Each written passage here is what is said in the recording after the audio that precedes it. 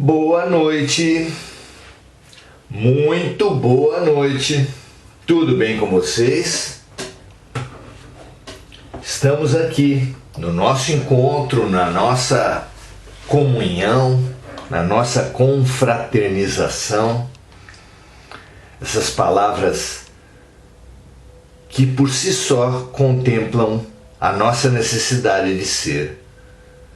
Gratidão, compaixão, confraternização, são tudo de bom. A gente sente a verdade, o calor dessas palavras, o calor dessas presenças. Muito bom nos aprofundarmos na vida, nos aprofundarmos em nós, buscarmos um entendimento para além desse senso comum, para além desse viver um dia após o outro, como vida de gado, povo marcado, povo feliz.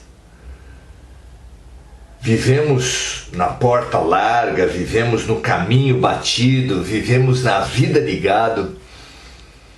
O berrante toca, vamos para um lado, o berrante toca, vamos para o outro. E acabamos no matadouro, acabamos na angústia, vivemos na angústia do matadouro.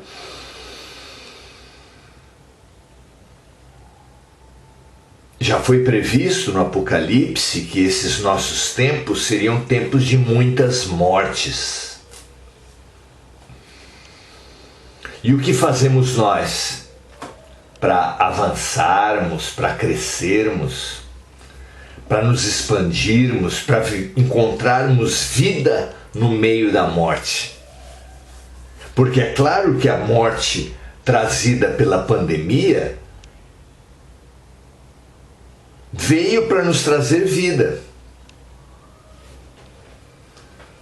Porque a pandemia era um objetivo comum de vida e morte trazido para toda a humanidade, ou seja, um grande impulso para a cooperação, para a confraternização, para a integração, para a união de toda a humanidade na tão anunciada e tão estimulada família universal que Jesus nos trouxe ao nos ensinar a repetir todos os dias: Pai Nosso, Pai Nosso e Pai Nosso. Se o Pai é nosso, somos uma família. Se Deus é o Pai, somos uma família universal. Não é verdade? O que tem feito com que nos tenhamos retido nas sombras? O que tem feito com que não avancemos para a luz? Essa reflexão é essencial, é muito importante para entendermos esse momento, para entender o que está acontecendo agora. Vamos a ela? A gente sempre indica que você deixe aí um copo d'água, porque a água tem sido um meio da luz, dos espíritos superiores, nos ajudarem. E como nós temos a convicção de que os melhores momentos entre nós são inspirados, são sugeridos, são de responsabilidade de espíritos superiores, porque os melhores momentos são aqueles em que nós damos passagem, em que nós damos condições deles nos lembrarem, deles nos ensinarem, deles nos curarem. Então precisamos estar abertos pela água, pelo pensamento, pelo coração a essa melhor influência. Hoje, para nos ajudar a dar uma visão de mais profundidade, para sairmos do senso comum e entendermos que vida nós temos vivido, qual o papel dos luminares, o que é a verdadeira vida, o que são as ilusões, vamos trazer uma visão das muitas que são possíveis do fabuloso mito da caverna de Platão. Ele tem sido interpretado por grandes figuras e hoje nós vamos dar apenas uma interpretação, certamente não a melhor de todas, apenas uma, para nós usarmos o fabuloso mito, a fabulosa comparação, a metáfora da caverna, para nos fazer entender um pouco mais de nós mesmos, da luz, da sombra, da vida. Vamos lá? Conta Platão, discípulo de Sócrates,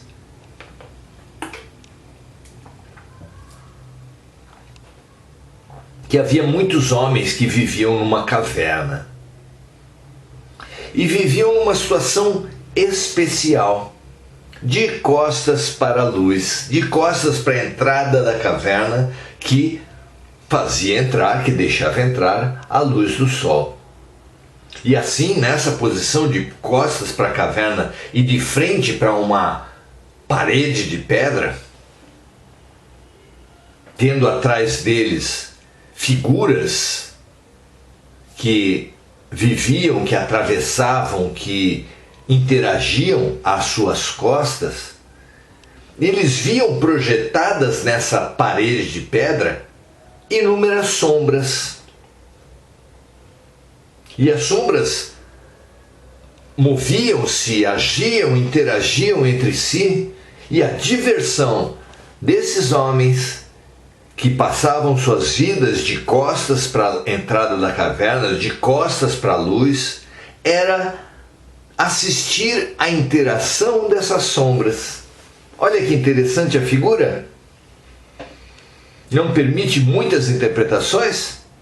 Sem dúvida. Sem dúvida.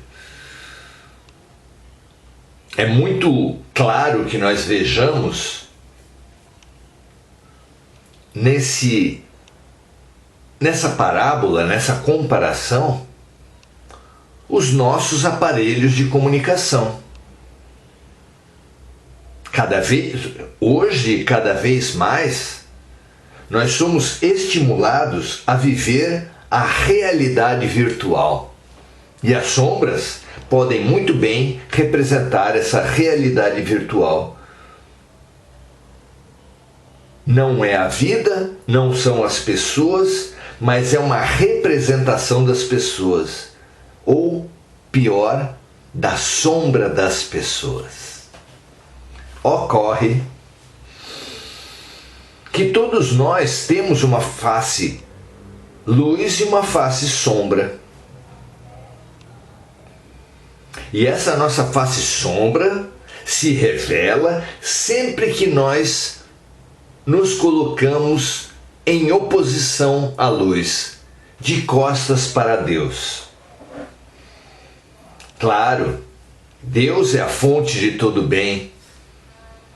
E assim como um liquidificador, grande utilidade doméstica, revela-se sem utilidade alguma se não estiver conectado com a fonte, nossas vidas têm acarretado muitas dores, muitos conflitos, muita violência,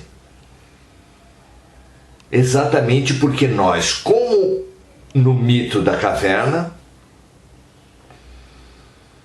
temos nos colocado de costas para a luz, nos entretido e nos identificado com as sombras, como se as sombras fossem a verdadeira vida.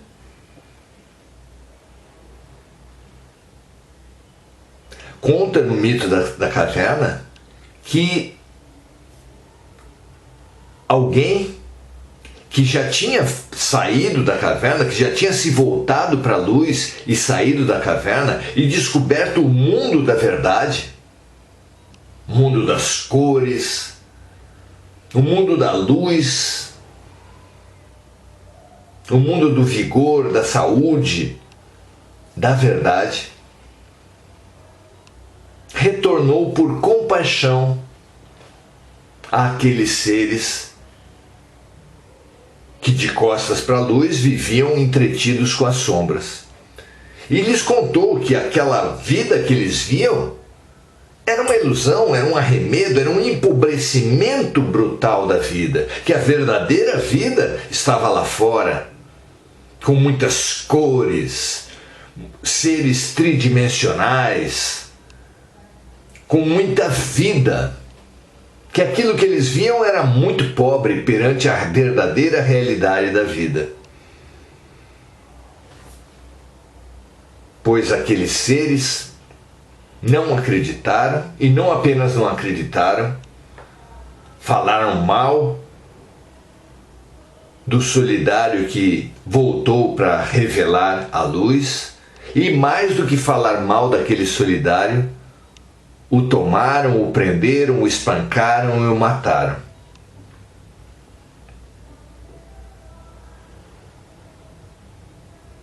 Muitos veem na metáfora da caverna, no mito da caverna, uma antecipação do que aconteceu com o próprio Cristo. Pois com ele aconteceu exatamente isso.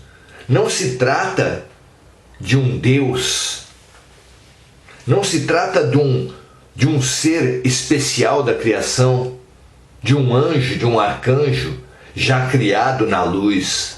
Jesus passou em outras paragens, em outros planetas, quem sabe em outros universos, as dificuldades que todos nós passamos. A diferença é que ele não se contentou com as trevas, mas buscou o mecanismo, buscou entender o mecanismo das ilusões humanas, e entendendo o mecanismo das ilusões humanas, se voltou para a verdade, se voltou para a luz. E assim foi buscando, experimentando, aprendendo, se conhecendo, até que, chegando à luz, conheceu a verdade o libertou. Mas ele, Jesus, era tão solidário que não ficou na luz, no mundo das cores, no mundo da vida e da verdade, desfrutando dessa condição, mas voltou para nos contar. E voltando para nos contar, disse qual é a verdade da vida, qual é a essência, que não é verdade que apenas a sombra nos satisfaça, seja a real dimensão das coisas, das pessoas, da vida. Não. Temos as sombras. Eu, você, todos nós temos o nosso lado sombra. Mas o nosso lado sombra é um lado.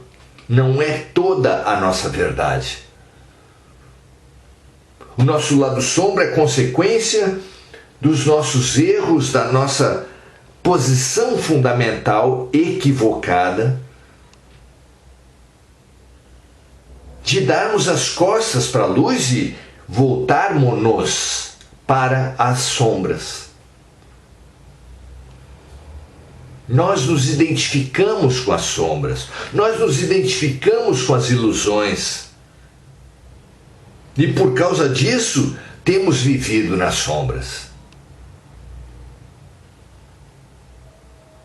Essa ilusão, essas sombras, são muito facilmente traduzíveis como a matéria.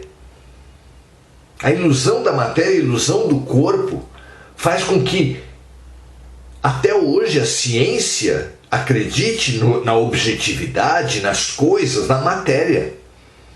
As coisas, as realidades espirituais, subjetivas, são desprezadas pela ciência, pelo homem comum, pelo homem dos sentidos que busca prazeres no sexo, da bebida, da comida, da ostentação, da posse, da riqueza. Ou seja, praticamente a humanidade toda iludida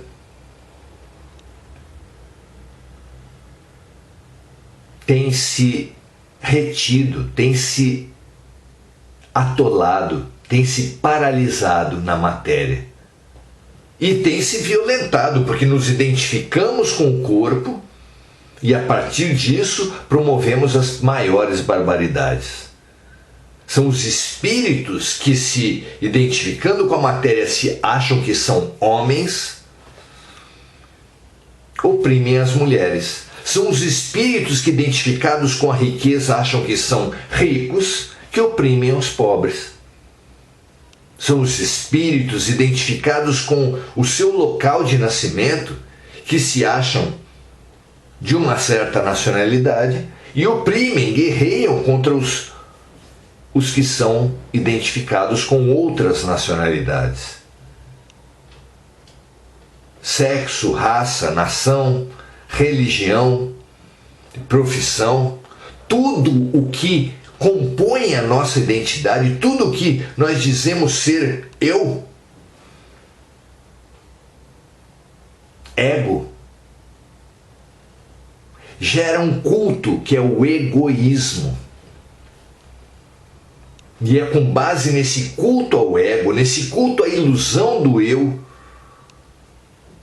nessa identificação que nós temos com a aparência das coisas e de nós mesmos, que surge toda a violência, o sexismo, a opressão à mulher e aos gays, o racismo e a opressão aos negros, o preconceito contra as outras raças que não as nossas, a opressão e as guerras com os nacionais, as pessoas que nasceram em outros planetas, em outros países. Tudo que é o outro, tudo que compõe essa ilusão do outro, tem sido base para as nossas violências, guerras, barbaridades. E nós ficamos assistindo a interação das sombras como se isso fosse a vida. E é claro que a questão de qual é o sexo melhor, o masculino ou o feminino, é um absurdo, é uma questão ilusória, é uma questão mentirosa, é uma questão violenta. É claro que qual país é mais digno, é mais forte, é mais importante, qual a cultura, qual a raça é superior. Veja que quantidade de perguntas absurdas que tem retido e direcionado as nossas vidas, retido e direcionado à violência. Perguntas absurdas, ilusórias, sombrias, porque nós não somos homens, nós não somos brancos, não somos brasileiros, não somos ricos, não somos de uma religião ou de uma ideologia. Nós apenas estamos momentaneamente em todas essas condições. E por não sermos apenas estarmos, é que precisamos despertar. A vida não são essas sombras que, projetadas na parede e buscadas avidamente como se fôssemos nós, tem gerado tanta infelicidade, tanta opressão, tanta sombra. Foi isso que os luminares de todos os tempos, foi isso que Jesus nos veio alertar. Desapeguem-se das sombras.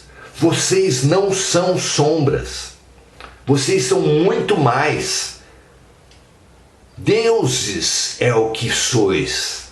Nós somos deuses, meus amigos. E ficamos nos contentando, nos identificando e por isso violentando e guerreando por sombras, arremedos de nós mesmos. Ultrapassemos a aparência das coisas. Essas condições momentâneas em que fomos colocados para aprender algo dessa condição momentânea e sermos estimulados a aprender algo das condições diferentes. É fundamental termos a vivência masculina, assim como a vivência feminina. Porque cada uma delas ilumina nossas almas, ilumina o nosso conhecimento e o nosso autoconhecimento com um ponto de vista. E assim uma profissão ou outra, uma arte ou outra, uma nacionalidade ou outra, uma religião ou outra, uma ideologia ou outra. Somos colocados nessas posições para aprendermos, iluminarmos e crescermos no autoconhecimento, no conhecimento do outro e na prática do bem ao outro. A nossa infelicidade é que, nos identificando, pensamos ser naquilo que apenas estamos, fazemos essa enormidade de disputas, perseguições, opressões, violências, que nos retêm em círculos de vinganças mútuas, porque todo aquele que se orgulhar, ostentar, humilhar o outro para se exaltar nessas repartições todas, por exemplo, como homem, poderá precisar voltar como mulher e mulher oprimida para entender que o outro lado, a outra polaridade, é tão digna quanto a dele. Que a outra raça, que a outra nação, que a outra religião, que o outro sexo, são tão importantes e tão bons quanto o dele. Essa descoberta é fundamental ser feita. E ela só é feita por uma ferramenta maravilhosa da existência. Trata-se da compaixão. Colocar-se no lugar do outro. Mais do que se colocar intelectualmente e emocionalmente, colocar-se no lugar do outro na ação. Ou, como Jesus ensinou, fazer ao outro o que gostaríamos que o outro nos fizesse. É a empatia prática, é a compaixão ativa, é a caridade, a fraternidade, os grandes mecanismos de expansão da alma. Foi isso que Jesus, Buda, Sócrates e todos os luminares vieram alertar a humanidade iludida pela matéria, pelas sombras, pelo ego. A acordarem, a despertarem dessa vida tão pobre que é a vida das sombras e despertarem para também levantarem daquela posição, para também se incomodarem daquela acomodação, para também olharem a fonte da vida e não se contentarem com a aparência, a superficialidade da vida. Que beleza é essa solidariedade! Que ação amorosa de todos esses luminares! E como nós podemos crescer se atendermos ao convite desses luminares? Levantemo-nos nós também, investigando a vida, investigando as sombras, busquemos as causas, as origens profundas e ultrapassemos essas aparências, essas ilusões nas quais nós nos temos retido. É hora da verdade, é hora de buscarmos a verdade dos fatos e nos acharmos na realidade profunda da vida. Que assim seja com todos nós nesse momento. Saiamos da nossa acomodação e nos direcionemos para também, como vários luminares, vários discípulos dos luminares fizeram, a descobrir a essência da vida, a descobrir a cor da vida e a descobrir a verdade que só chegará para nós pela compaixão. Um grande abraço a todos vocês, que essa lição, que essa mensagem da compaixão, da fraternidade, do amor, quebre toda acomodação, quebre toda ilusão e nos leve o quanto antes ao mundo fabuloso da verdade, ao mundo do amor. Um grande abraço, que assim seja com todos nós. Até a próxima. Amanhã estaremos sábado, como todo sábado, e de segunda a sábado, às 18 horas, na nossa oração-ação. Um grande abraço e até lá.